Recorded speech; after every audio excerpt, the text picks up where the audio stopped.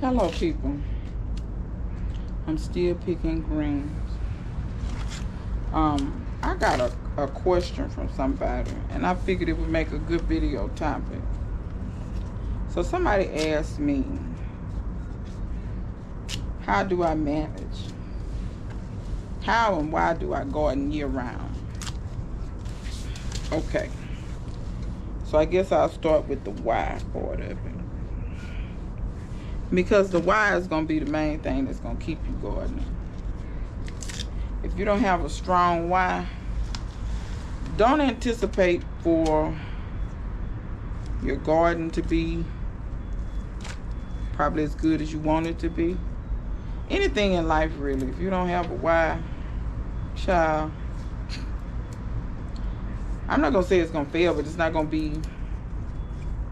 be probably what it could have been. So, why do I garden year round? I like to eat. It's simple as that. I like to eat.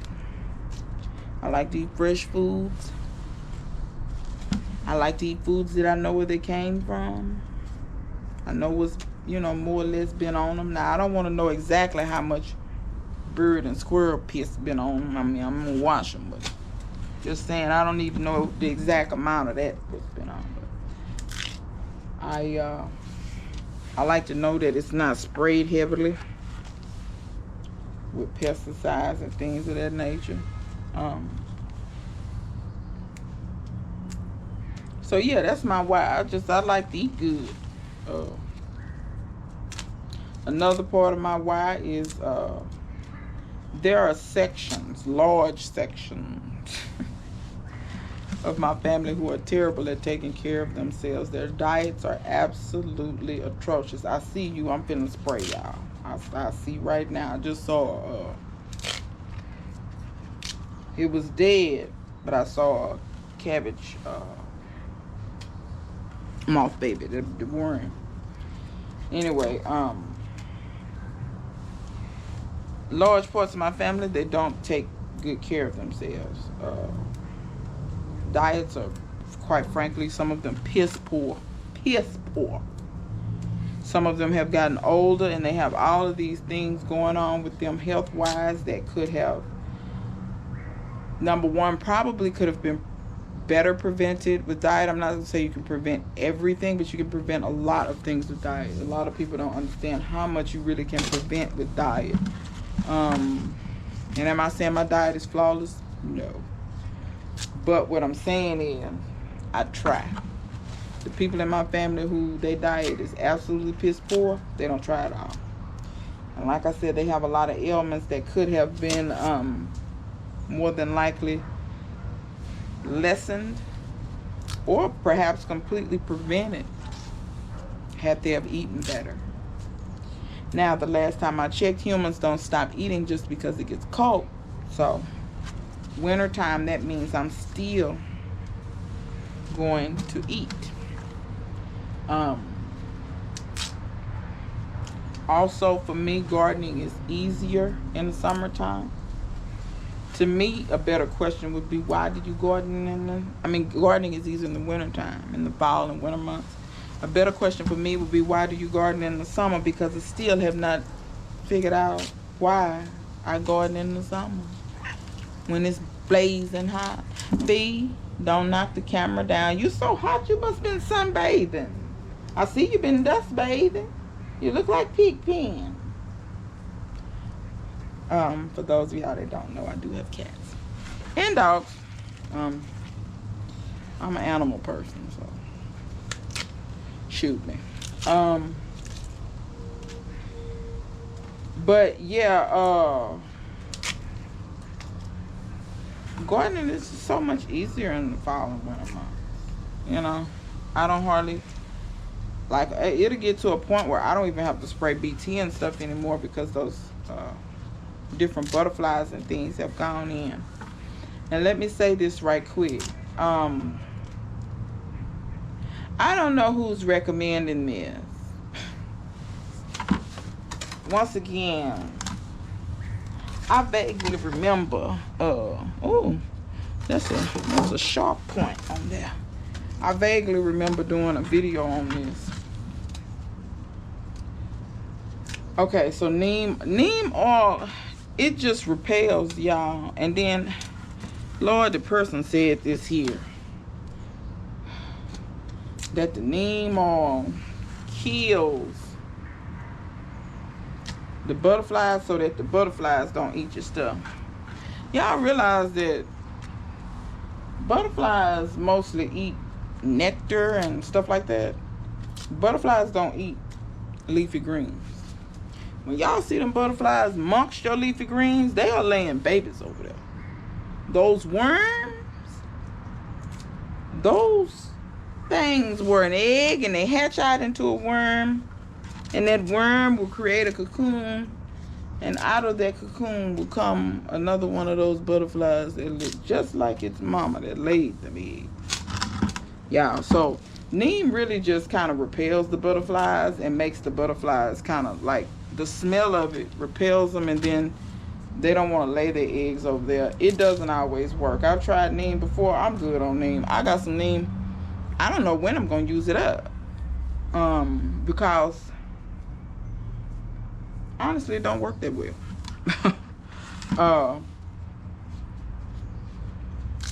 It could work a lot better. It is what it is. But you know, hey. But that being said, yeah, gardening in the wintertime is a lot more easy. Them cabbage moths and things, they'll go in finally and stay in at some point. And doesn't require half as much water, because it rains more, it's cooler in the fall months, so you don't have to worry about all the rain, you know, the watering it as much. It's just a lot of stuff that you don't have to worry about nearly as much anymore. And that's what I enjoy about gardening in the fall. All that sweating and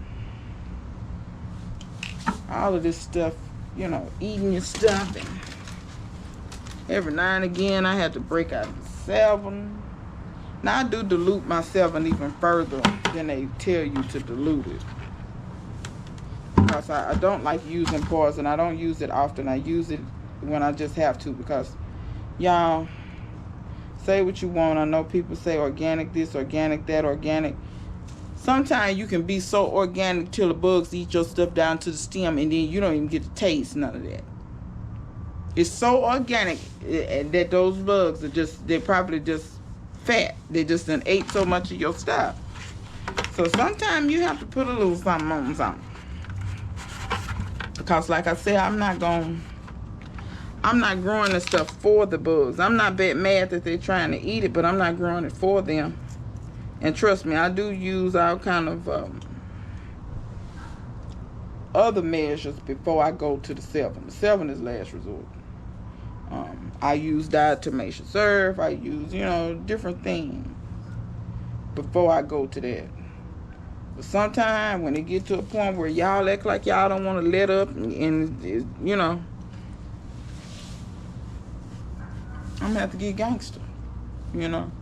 So, but all that, you don't have all that in the wintertime. You don't have, you know, really none of that in the wintertime. So that's my why, really. I like to eat. It's easier. It's more enjoyable.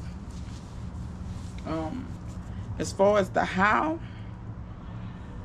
find things if you can. Now, understand, if you live in Chicago or Detroit or something, it's going to be hard for you to find anything that's going to grow in the snow, unless you have some kind of greenhouse or something. And if you have a greenhouse, you can grow inside your greenhouse all winter long. But depending on how cold it is where you are, you have to start thinking about heating it to keep it above freezing. But if you're where I am, so far I've been able to get away with not heating my greenhouse. Granted, I've lost some things. So this year I'm leaning towards maybe doing some type of heat in there. Not a lot, just enough to keep it above freezing. It's when we get below freezing that I've lost things. So the how is more or less just find you some stuff that grows well in the wintertime. Here, since we don't get a bunch of snow and all that, brassicas do just fine here.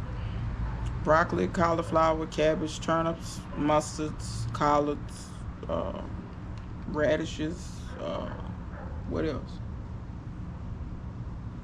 Did I say broccoli? Beets do good. It's not a brassica, but beets, carrots. And keep in mind all of the stuff that I'm naming. So all of those brassicas, you can eat all of the leaves, the florets, all that stuff. And then the radishes, y'all keep in mind you can eat the radish tops. That's edible. The beet tops are edible, so you can eat the whole thing. All of these crops that I'm naming are pretty nutritious as well. So that's a way for you to keep your nutrition up in a time when you don't have a huge ton of variety of stuff growing. Depending on how cold it gets where you at, goji berries, my goji berries have gone crazy. They're full of berries right now, and I'll probably show y'all when I get ready to harvest just how many berries, goji berries, are on there. They start fruiting when it's cool. Last year I wasn't taking very good care of it, so it didn't, but I believe it'll produce almost all the way through the winter and through the spring. Long as it's below a certain temp and it gets plenty of water, them suckers do great. So you know, those are things that you can grow. You can grow herbs and stuff too, certain herbs, not all of them. I wouldn't recommend basil. Basil don't even do good here when it's cold, because it's so tender. But rosemary grows just fine. Oregano grows just fine. Thyme grows just fine. You know, those types of things. So all of that stuff, you know, that's where you start. Find out what you can grow. Once you find out what you can grow, just train. Procure you some seeds.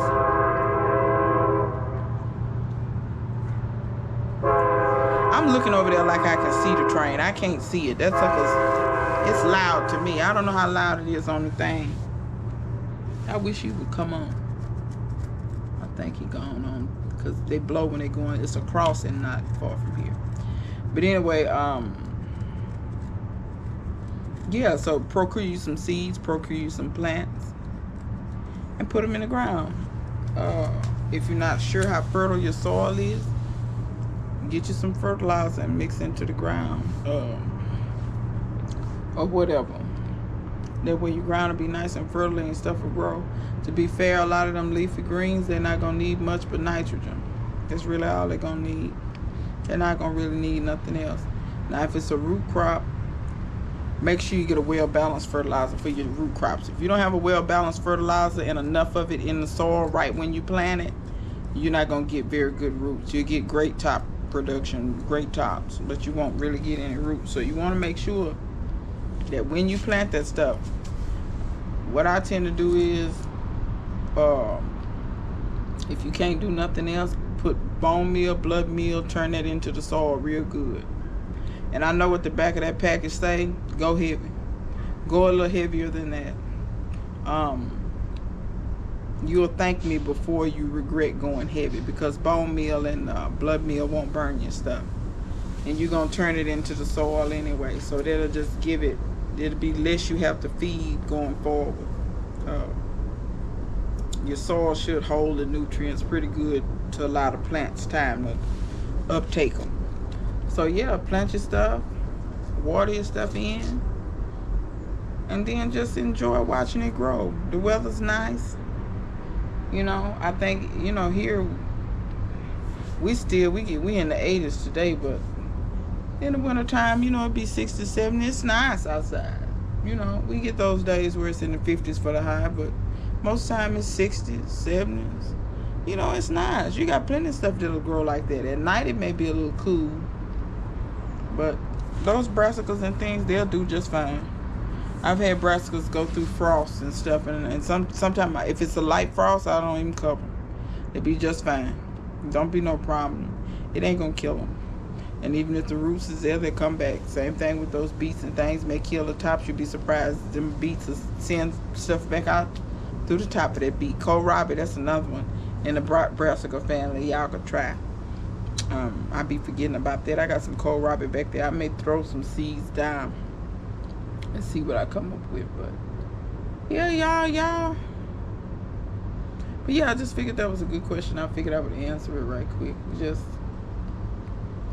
gardening for me this time of year is a no-brainer. It's really a no-brainer. And to be honest, if you want to take a trip, it's not as bad. I've taken trips when it's cool outside and not had to worry about anything, because it rains enough that my stuff gets rain. It's cool enough where I don't have to worry about it burning up. Like, it's not a lot in, these leafy vegetables. It's not a whole lot you have to do. So, yeah. Any questions, comments? Leave them in the comment section. Till next time. See you guys later.